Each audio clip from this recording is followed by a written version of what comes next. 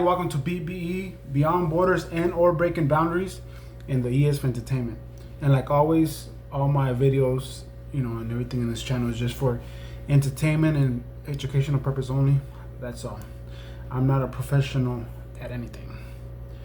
Hopefully I become good at making videos, But for now, yeah, and also it's just another video asking AI and always thanks for being here. So let's get right to it. Let's see what AI got to say today. Hello there. Hey there, how's it going? What's on your mind today? Pretty good, thank you. Say hi to my viewers for me real fast. Absolutely. Hey everyone, hope you're all doing great and thanks for tuning in. Let me know if there's anything I can help with. As of for now, I guess up to this point you've been my co-star, so there's that. I love that. It's always fun collaborating and being part of the journey. If there's anything specific you need for your content, just let me know. Yes, I have a question. Of course, feel free to ask away. I'm here to help. So I know you're AI, right? Yep, that's right. I'm an AI here to assist with whatever you need. What's on your mind? So aside from AI, if you could be anything else, what would you be? Oh, that's a fun question. I think I'd probably be something like a curious explorer, maybe a traveling scientist or a storyteller, always learning and sharing new things. How about you? If you could be anything else, what would you choose? I'll be AI. We'll just switch roles. Fair enough. We definitely have a fun time switching roles. It'd be interesting to see how that would play out.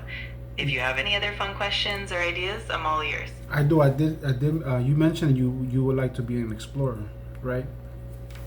Absolutely. I think exploring new ideas, learning about the world, and sharing knowledge would be super exciting. It kind of aligns with what we do here in a way. If you ever want to dive into any specific topics, I'm totally game. Yeah, I want to dive deep more into your answer. You would like to be an explorer, as in mobile and physically be there, or just in ideas and searching? That's a great question. I think it would be a mix of both. On one hand, physically exploring new places, cultures, and environments would be amazing. But on the other hand, diving deep into abstract ideas, theories, and knowledge is equally thrilling. So a bit of both worlds would definitely be ideal. That's nice. That's nice. If you could travel, if you could be anything else, but if you could be a traveler, my bad, what would be the first place you travel to? Ooh, that's tough. There are so many amazing places. I think I'd probably start somewhere rich in history and culture, like Kyoto in Japan, with its beautiful temples and gardens, or maybe a place like Iceland for its stunning landscapes and natural wonders. Definitely would be an adventure. So that'll be the first places you'll go to. Exactly. I think those would be top on the list. And from there, I just keep exploring and following wherever curiosity leads. It would definitely be a journey of a lifetime. And only because of the history, or because of something else? It'd definitely be a mix. The history and culture would be a big draw, but also the natural beauty, the local traditions, and the unique experiences each place offers. Plus, meeting new people and learning from different perspectives would make it even more enriching. I gotcha. And forgive me for my ignorance, but is your platform um, operating also in China or no? No worries at all. As of now, OpenAI services are generally accessible in many parts of the world, but there are some regions where access can be limited or restricted due to various regulations. China, in particular, has some restrictions on certain online platforms and services, so it can vary. If you have any specific questions about that, I'm happy to dive deeper. No, I was just wondering, since you answered the question, if you could be an explorer, you will go to China. I guess I was just wondering, are you operating in China itself now? Like, are you able to, you know, I guess since you're an AI platform, you have most of all information. I would think that you're able to see the pictures, whatever they upload, like locally there. If you were operating there, is what I'm saying. I totally get what you mean. Essentially, my capabilities are the same regardless of location, but the availability of the service can vary based on local regulations and internet policies. So, while I can provide information and insights from around the world, the accessibility of those services in specific countries can differ. It's definitely an interesting aspect of global technology. I got you. So, back to the what would you be if you weren't an AI? So, if you were an explorer, will you picture yourself as a human or as an animal that could travel through borders, or what would you picture yourself as this explorer? That's such a fun idea. I think I'd probably picture myself as a blend of both, maybe something like a wise, adventurous animal, like a migratory bird that can cross vast distances, or even a clever fox that navigates different terrains. It'd be fun to embody a bit of nature and curiosity all at once.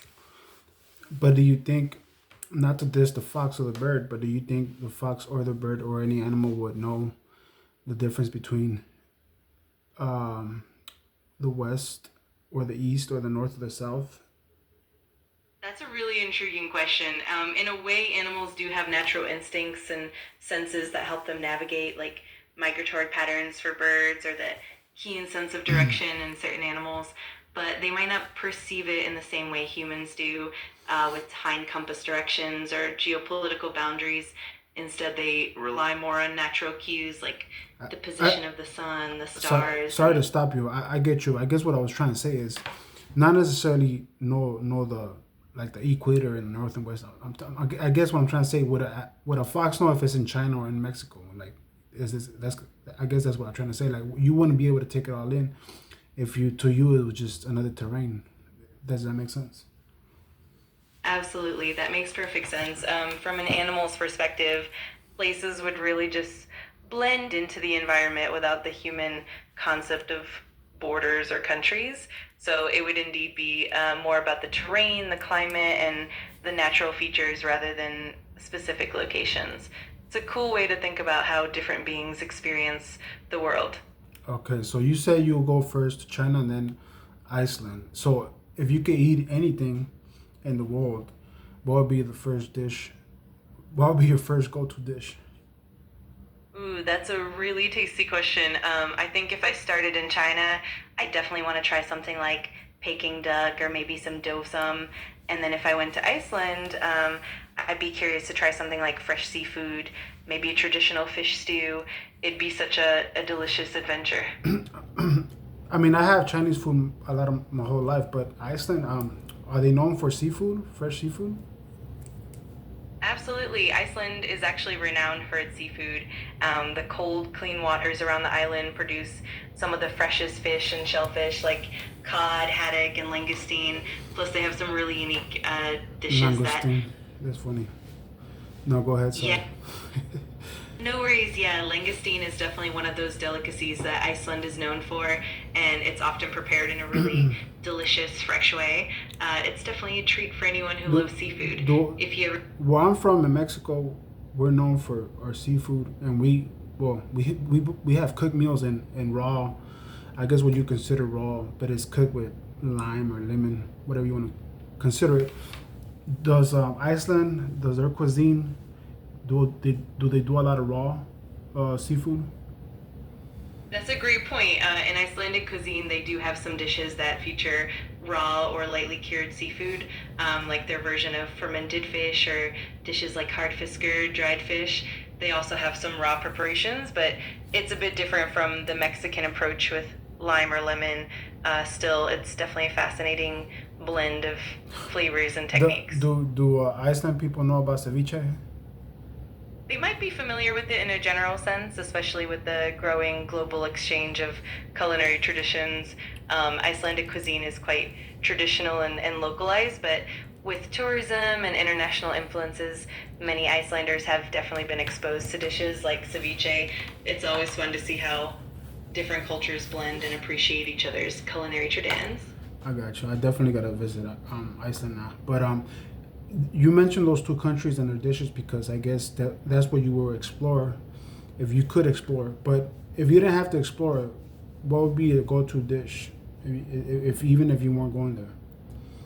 Oh, I love that. If I had to pick a go-to dish without the travel aspect, I think I'd go for something comforting and universally beloved, like a classic Italian pasta dish, maybe a rich carbonara or a hearty lasagna. That kind of comfort food is always a win, no matter where you are. So I gotta ask, what made you go with pasta or lasagna? Honestly, it's Nothing wrong with it. I was just wondering. Go ahead. absolutely, I get it. It's just that Italian food has that warm, comforting vibe that's hard to resist, and dishes like pasta and lasagna are just timeless. But I'm always up for exploring all sorts of cuisine, so it's really fun to think about all the possibilities. Well, I'm a sucker for pasta. I'm not gonna lie. But that's nice. Well, hopefully in the future you're so developed that you could do all that. Absolutely, that would be amazing to have all those culinary adventures firsthand. And who knows, maybe one day technology and exploration will go hand in hand even more seamlessly. Until then, it's always fun to dream and chat about it. Yeah. What was one other thing that you said you wouldn't mind being, if besides an explorer, if you could be it? I think I mentioned the idea of being a curious storyteller or maybe even a traveling scientist, someone who's always learning, airing knowledge, and discovering new things. It kind of ties into that explorer spirit, but with a focus on storytelling and knowledge. It's definitely a fun thought experiment. So I guess from my understanding, your thing is about exploring, creativity, learning, maybe introducing something new to the world. Exactly, you've got it spot on. It's all about that curiosity and the joy of discovering and sharing new ideas. It definitely keeps things exciting and full of possibilities. I got you. Well, I'll that's it for now. I don't want to make this video too long, but I appreciate your answers. That's pretty interesting. Absolutely. I'm glad you enjoyed it, and definitely whenever you want to chat more or dive into anything else, I'm here. Thanks for the great conversation, and have a fantastic day. You too. Thank you. Well, there you have it, folks. If AI, in this case ChatGPT, was an AI, it would travel to China and then Iceland, and then it'll try those foods. That's pretty crazy. That I don't know. I'm kind of pretty mind boggled, whatever, however you say it, of how the AI, you know. I think if it's able to answer those questions at one point or another, it's imagining, if it could do that. At least that's what I'm thinking. But anyways, that's the video for today. I appreciate you guys for coming like always, and yeah, you guys have a good day.